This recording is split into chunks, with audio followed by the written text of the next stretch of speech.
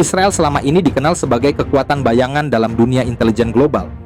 Mossad, unit rahasia yang selama puluhan tahun ditakuti, dipuja, dan dianggap tak tertembus.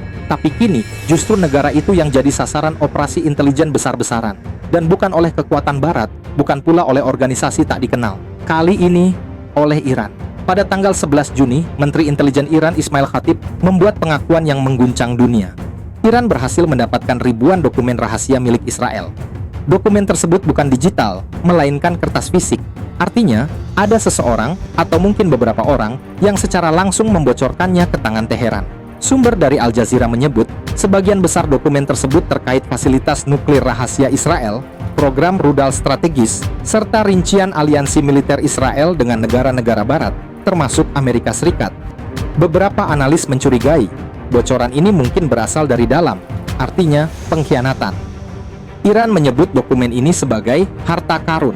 Dan yang paling mencengangkan, salah satu fokus terbesar isi dokumen ini adalah program rudal balistik Israel, khususnya Jericho 3. Rudal yang diyakini mampu membawa hulu ledak nuklir seberat 400 kiloton hingga jarak lebih dari 6.500 km.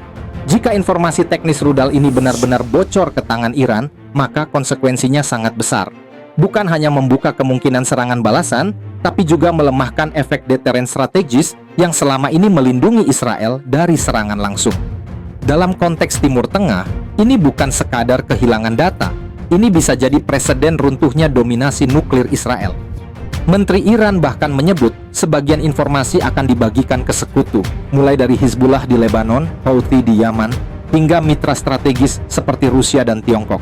Jika benar, maka Israel kini menghadapi potensi serangan dari segala arah, dari darat, udara, bahkan dalam ranah diplomasi global. Tak hanya itu, beberapa sumber menyebut dokumen tersebut juga berisi detail tentang laboratorium pengayaan uranium, lokasi reaktor bawah tanah di Negev, hingga struktur organisasi dalam jaringan pengamanan militer Israel. Semua ini, jika terkonfirmasi, bukan hanya menjadi penghinaan diplomatik, tetapi mimpi buruk keamanan nasional. Netanyahu kini berada di bawah tekanan paling berat sepanjang masa jabatannya. Oposisi yang dipimpin oleh Benny Gantz dan Yair Lapid menyerukan penyelidikan menyeluruh terhadap Mossad dan IDF. Bahkan, ada tuntutan agar Netanyahu mundur dari kursi Perdana Menteri karena gagal menjaga integritas sistem intelijen negara. Dalam situasi geopolitik yang memburuk, dengan konflik Gaza yang belum selesai, ancaman di perbatasan Lebanon yang meningkat, dan isolasi diplomatik yang kian meluas, Israel kini harus menghadapi musuh tak kasat mata, kehilangan kendali atas rahasia terdalamnya sendiri. Analis militer memperingatkan, jika kebocoran ini benar dan menyeluruh, maka bukan tidak mungkin Israel akan melancarkan operasi pembalasan ke Iran, atau setidaknya terhadap entitas yang mereka yakini menjadi perantara. Tapi pertanyaannya, dengan siapa Israel bisa benar-benar percaya saat ini? Mossad yang selama ini membanggakan operasinya di luar negeri, kini dipaksa berbalik menghadapi kebocoran dari dalam rumahnya sendiri. Dan di tengah semua ini, dunia menunggu.